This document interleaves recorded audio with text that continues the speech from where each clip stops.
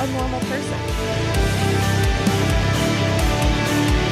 Russian actors could be continuing to fuel things as this protest grows, but perhaps even instigating it from the outset.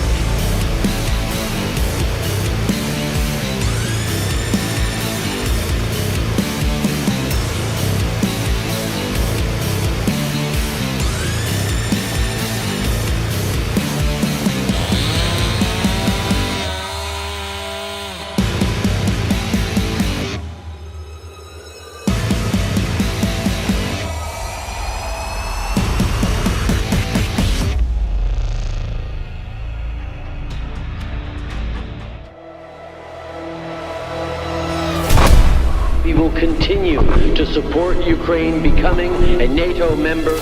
Generals gathered in their masses, just like witches in black masses. Evil minds at blood destruction, sorcerer of death's destruction. We will stand up every day and every way in favor of the export that the Ukrainian government has asked for. Today I'm announcing more military assistance.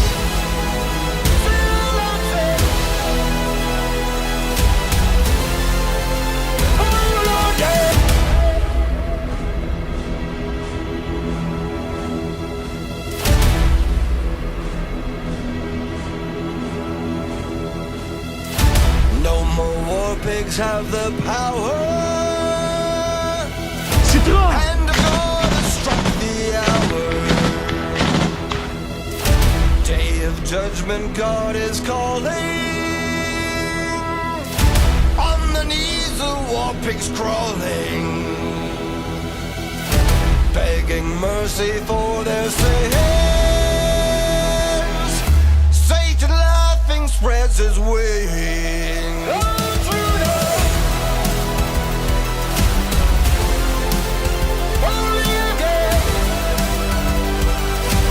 Our role right from the outset of the Ukraine war should have been that of a peacemaker.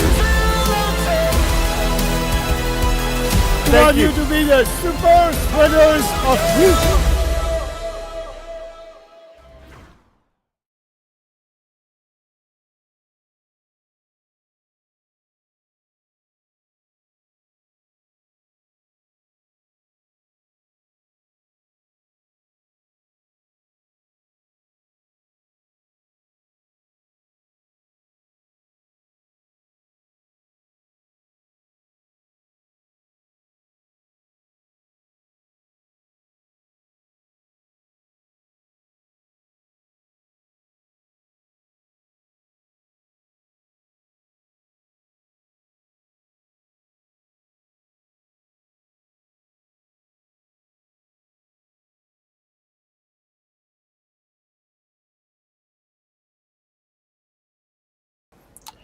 Hey, super spreaders.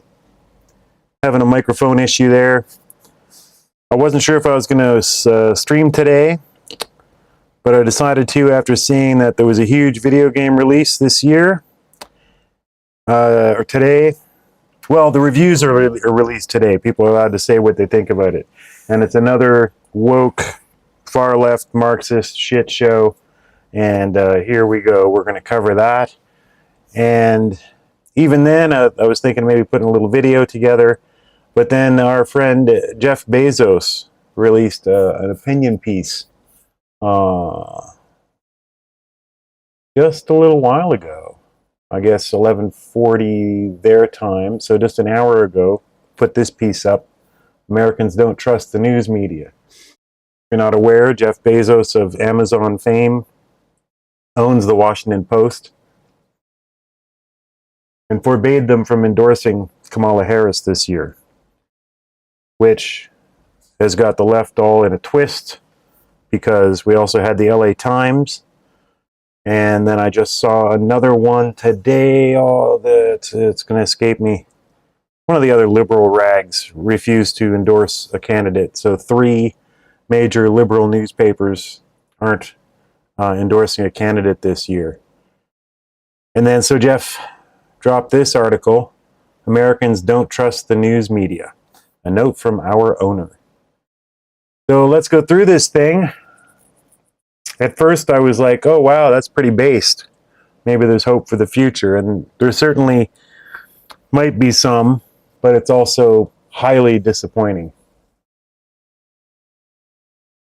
So let's get it. In the annual public surveys about trust and reputation, journalists and the media have regularly fallen near the very bottom, often just above Congress. That's hilarious. But in this year's Gallup poll, see that, Americans' trust in media remains at trend low. No kidding. Our profession is now the least trusted of all. Something we are doing is clearly not working. You think?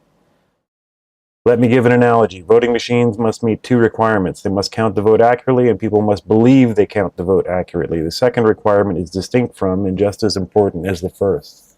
This is where I take quite a big issue with his tone in this article. Now, I realize he's running that newspaper, and he can't, well, he could. He doesn't want to get up there and say, yeah, you know, all our journalists are activists and they've been lying to you.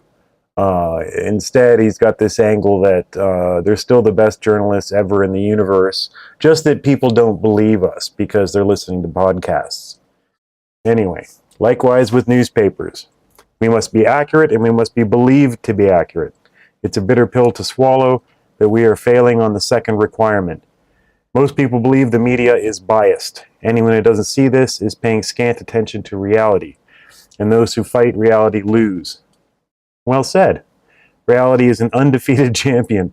It would be easy to blame others for our long and continuing fall in credibility, and therefore decline in impact, but a victim mentality will not help. Complaining is not a strategy. We must work harder to control what we can control to increase our credibility. Presidential endorsements do nothing to tip the scales of an election. No undecided voters in Pennsylvania are going to say, I'm going with newspaper A's endorsement. None. What presidential endorsements actually do is create a perception of bias, a perception of non-independence, ending them as a principled decision, and it's the right one. Eugene Meyer, publisher of the Post from 1933 to 1946, thought the same, and he was right. By itself, declining to endorse presidential candidates is not enough to move us very far up the trust scale, but it's a meaningful step in the right direction. I wish we had made the change earlier than we did, in a moment further from the election and the emotions around it. That was inadequate planning and not some intentional strategy. I would also like to be clear that no quid pro quo of any kind is at work here. Neither campaign nor candidate was consulted or informed at any level in any way about this decision. It was made entirely internally. In other words, Bezos made it. Dave Limp, the chief executive of one of my companies, Blue Origin, met with former President Donald Trump on the day of our announcement. I sighed when I found out because I knew it would provide ammunition to those who would like to frame this as anything other than a principled decision. But the fact is I didn't know about the meeting beforehand, even Limp didn't know about it in advance, the meeting, blah, blah, blah, whatever. When it comes to the appearance of conflict, I'm not an ideal owner of the Post. Every day somewhere, some Amazon executive or Blue Origin executive or someone from the other philanthropies and companies I own or invest in is meeting with government officials. I once wrote that the Post is a complexifier. For me, it is, but it turns out I'm also a complexifier for the Post. You can see my wealth and business interests as a bulwark against intimidation, or you can see them as a web of conflicting interests. Only my own principles can tip the balance from one to the other. I assure you that my views here are in fact principled, and I believe my track record as owner of the Post since 2013 backs this up. Yeah, well, I don't know about that. You are, of course, free to make your own determination, but I challenge you to find one instance in those 11 years where I prevailed upon anyone at the Post in favor of my own interests. So it hasn't happened. Okay, well, yeah, I wouldn't know about that. Lack of credibility isn't unique to the Post. Our brethren newspapers have the same issue, and it's a problem not only for media, but also for the nation. Many people are turning to the off-the-cuff podcasts, off-the-cuff, inaccurate social media posts, here we go, and other unverified news sources, which can quickly spread misinformation and deepen divisions. Here we go. Here we go. Hey, Jeff, were you owning the Post? Were you owning the Post during this headline? Well, that's the New York Times. How about this? Trump and Putin need each other. How about the problem with the Post is you got to pay to access it. Washington Post: Russia looms over yet another Trump presidential campaign. The truth about Russia and Trump in the 2016 election. Of course, it's, totally putting them together. Their constant backing of the stories in Ukraine that Russia's insane.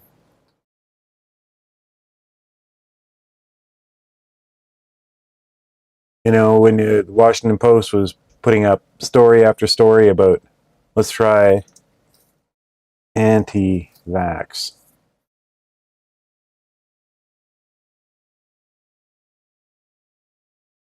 More than 70% of Washington Post coverage of J.D. Vance is negative. Just 1% is positive. Were you owning them then? Washington Post: the anti-vaccine movement is gaining power in state houses. Wellness influencers are fueling the anti-vaccine movement.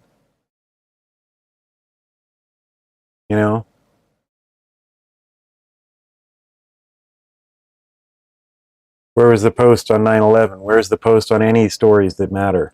Where's the Post standing up to any corporation, standing up to any liberal government institution? Where is it protecting free speech? People just have suddenly turned to off-the-cuff, unverified misinformation podcasts. Ugh. So it's encouraging that he feels this needs to be written. But again, the blame is just going to go on the quote-unquote far right and their wacky podcasts full of misinformation. The Washington Post and the New York Times win prizes, but increasingly we talk only to a certain elite.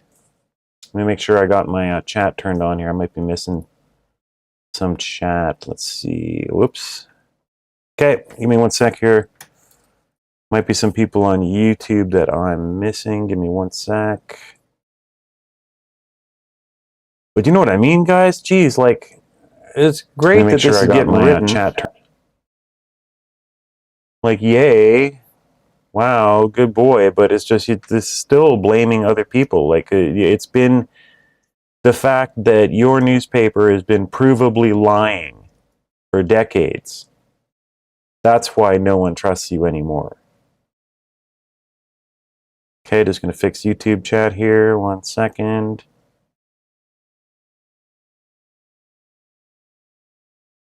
Okay, there we go. There, activating all chats. Sorry guys, there's a lot to do when you start a stream and sometimes I miss this. All right. Let's spread it. What? Okay, cool. Chat's coming in. Nice. All right. Back to this bullshit. Washington Post and the New York Times win prizes, but increasingly we talk only to a certain elite. More and more we talk to ourselves. Well said there. It wasn't always this way. In the 1990s, we achieved 80% household penetration in the DC metro area. While I do not and will not push my personal interests, I will also not allow this paper to stay on autopilot and fade into irrelevance, overtaken by unresearched podcasts and social media barbs. Not without a fight. Well, just start telling the truth. Hey, there are thousands, maybe millions of people who've been injured from the pandemic medication. How about some stories on them? Huh? How about some stories on the families that have been hurt by that? How about some fair reporting on the freedom convoy that happened up here? How about reporting on the National Citizens Inquiry that's happening in Canada? God, this makes me so mad. The stakes are too high. Now more than ever, the world needs a credible, trusted, independent voice. And where better for that voice to originate than the capital city of the most important country in the world? Oh, Jesus. To win this fight, we'll have to exercise new muscles. Some changes will be a return to the past, some will be new inventions. Criticism will be part and parcel of anything new, of course. This is the way of the world. None of this will be easy, but it will be worth it. I'm so grateful to be part of this endeavor. Many of the finest journalists you'll find anywhere work at the Washington Post, and they work painstakingly every day to get to the truth. They deserve to be believed. No, they don't. They don't deserve to be believed. They're journalists. They need to report the facts. You don't need belief in a newspaper. So I'm not, forgive me for not being hopeful here, Jeff, about your sudden mea culpa. I mean, it's better than continued silence. It's better than endorsing Kamala Harris. Does Washington Post still have Democracy Dies in Darkness? Yes. So you remember they put up Democracy Dies in Darkness. So I got the top of this cut off. Let me fix that so I got the whole screen here.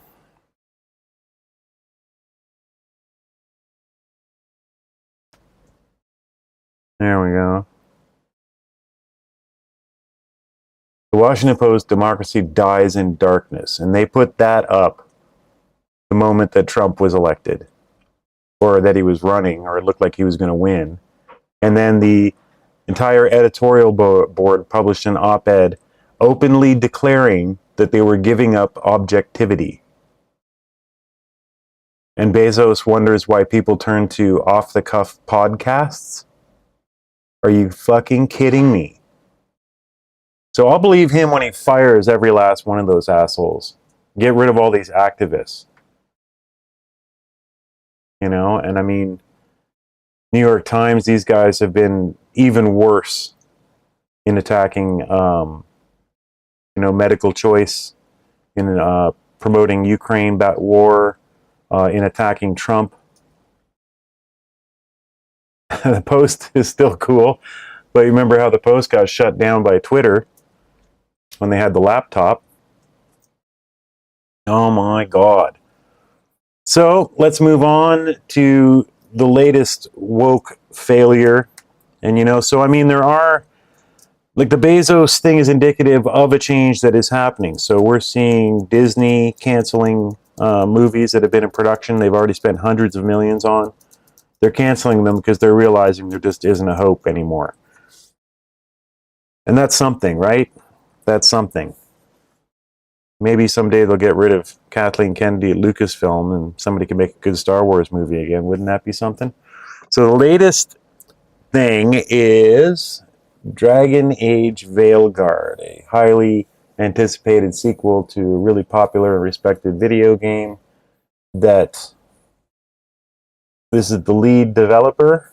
This is actually a man that identifies as asexual, non-binary. And in this video game, they talk endlessly. Here's a scene right here. This is from our friends at Side Scrollers podcast. Some of my friends in Minrathus talk about not feeling comfortable in their own skin as a man, as a woman. And you have like full-on dialogue choices promoting transsexualism. Meanwhile, at the same time, as I say here, discrimination against women is baked into the game. The attached picture that we're looking at shows the female body creator with the butt and boob sliders set to 100%. Look at this. It's a man. It looks like the guy that won the Olympic boxing. So I'll read my tweet as a summary, and then we can check out a couple of what's going on in the scene, because it's very interesting what's happened here. Reviews for the next woke video game, Dragon Age the Veilguard. The next woke video game failure are out. This game will flop so hard and will probably kill one of the most influential studios in gaming history, BioWare. The character creator, get this, allows for top surgery scars in a medieval video game. This is medieval fantasy. They don't have technology, but it looks like they got real gender issues. So you can just choose top surgery scars. You can, of course, choose non-binary as your sex. Everyone looks stupid. The game's obsessed with gender. And there's now this giveaway purple and pink and gold glittery look that they do. Way too much special effects. So some kind of love of the color purple. We see this throughout all these woke video games. I'm not sure what it is. It's like a queer theory thing. Okay, and we covered the creator. And yeah, wow, this blew up. I mean, it's just a few hours ago I posted that, and 10,000 views, which is, you know, just for, I don't usually post about video games much. But off they go. This people are worked up like hell, getting lots of screenshots. So this is supposed to be medieval, right? And look, they're talking about non-binary. Non-binary, I just said. I'm going to use they instead of she from now on. This is in the fantasy video game. And there's your dialogue choices. So now you've got the gender identity options right in there. And they hid all this. They hid all of this. They didn't put this in any of the previews. And I'll get to the previews in a sec, because that's its own issue. Take a long, hard look in it, kid. It'll always show the face of a hero who can get it done. And so here's your answers. Establishes transgender identity and unlocks new dialogue options in future conversations. So it's like part of the role-playing game. You're not just going to get more strength and intelligence. You're going to get more transgender. And then you see the new dialogue options. It's probably going to be very hard for you guys to see. See if I can zoom here. There's your dialogue choices. Scars are lessons learned. My scars are badges of honor. These scars are sexy. Like, fuck. And this ties into, you know, there's my reply. These scars are sexy.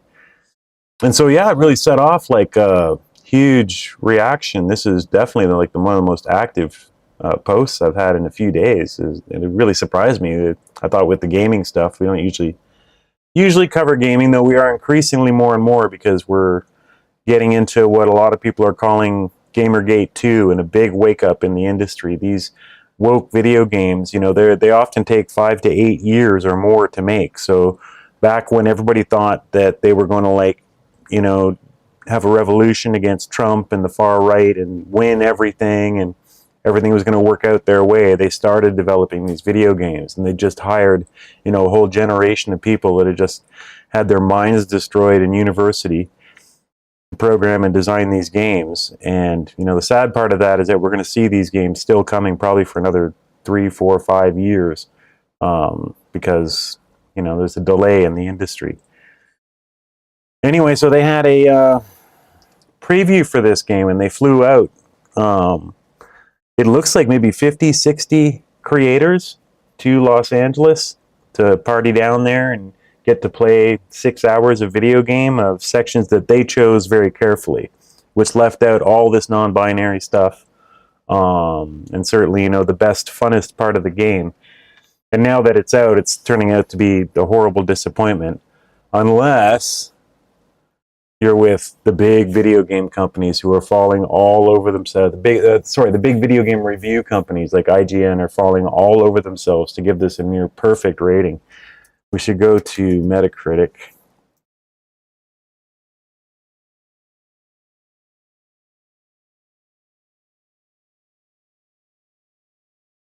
So we can see here, look at these hundreds and virtual hundreds coming in as if this is the best game ever. And then it quickly falls off, though. Look at all these hundreds. A perfect game.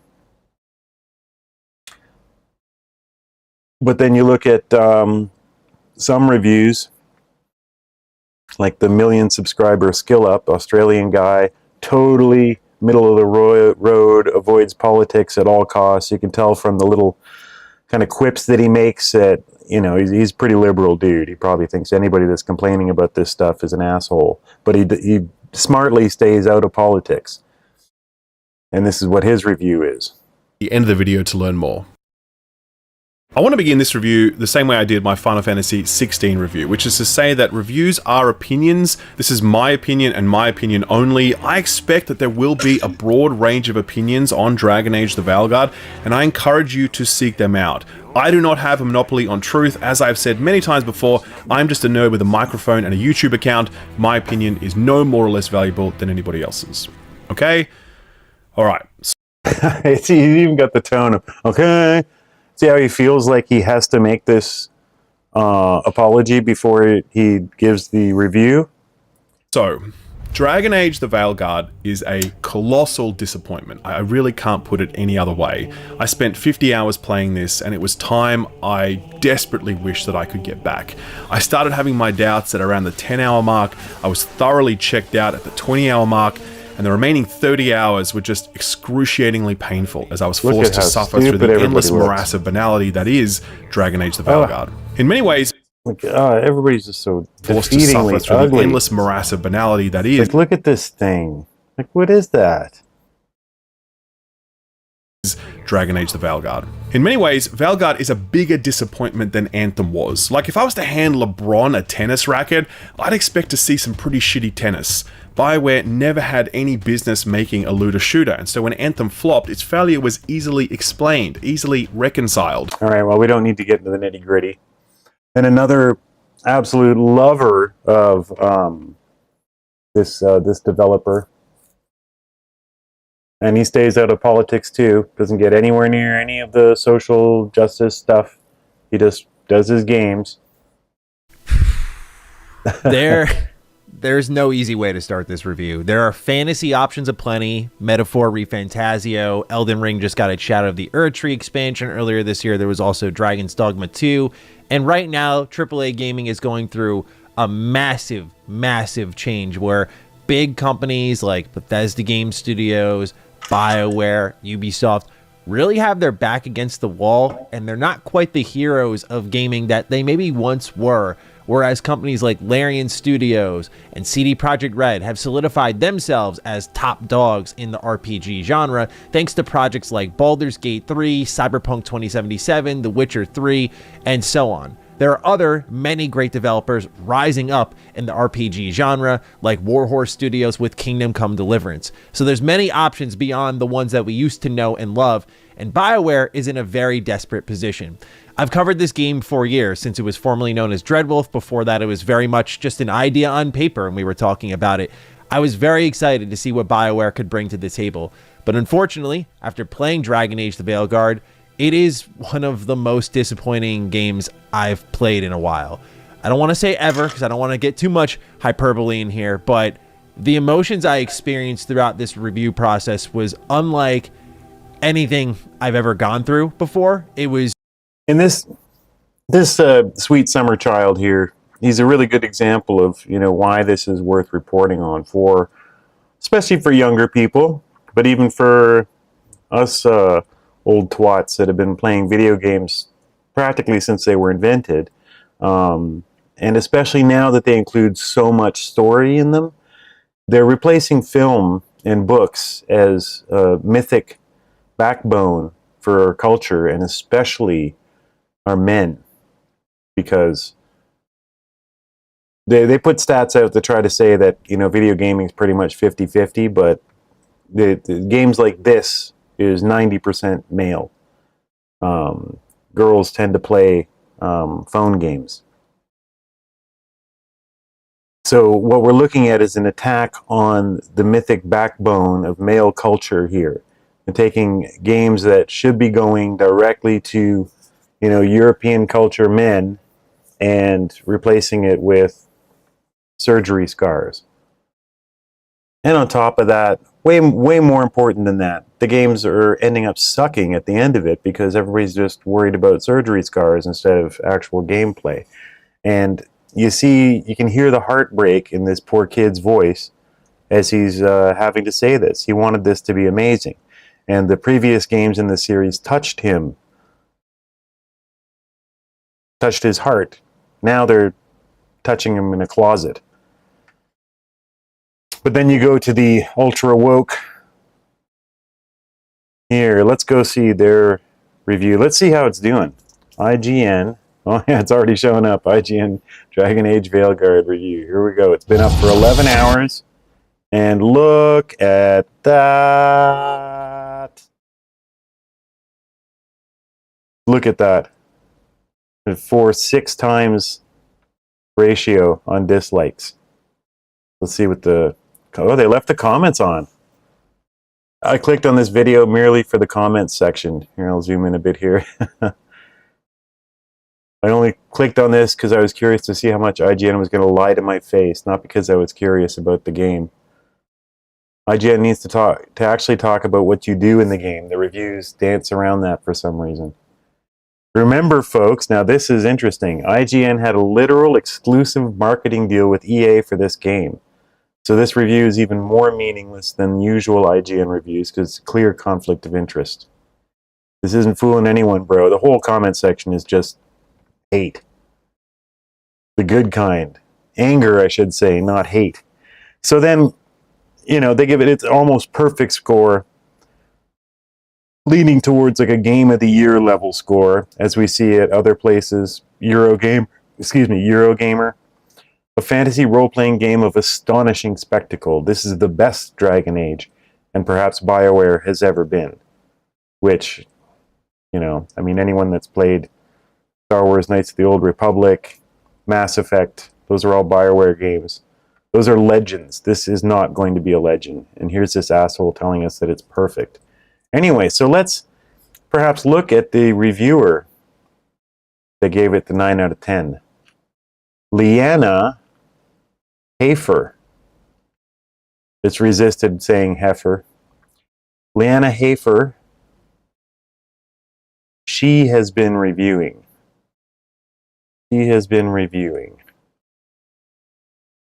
Sure looks like a boy to me. Starting to see maybe why this is a 9 out of 10 for IGN. So what happened is I told you that they flew down a whole bunch of influencers down there to do the preview. And then they watched the people that they invited down. And they watched YouTube. And the current thinking is only a few people got review codes. All these big IGN companies got review codes. But influencers did not. Most didn't. And so what the working theory is now, there's one guy that's put it all together. If you gave bad coverage to some of these other woke video game failures like Concord, Dustborn, Suicide Squad, Kill the Justice League, all horrific failures this year, and all just dripping with far-left politics and gender ideology. If you covered them negatively, they didn't send you a review code. That's so that they know that they can get it out to their trusted sources, their bullshit-owned sources like IGN, and get that Metacritic up into the 80s so that anybody that's on the fence can quickly look up Metacritic and see what, oh, it's got an 83, all right, cool, I'll go buy it. Because by next week, this is going to drop down to a 60. It's criminal. It should be illegal. The thing is, they know they're being naughty. They know that they are lying. They know that they are trying to fuck people over. And then now they're trying to hide it. And it makes me so mad. And these people, they got a huge wake up coming too.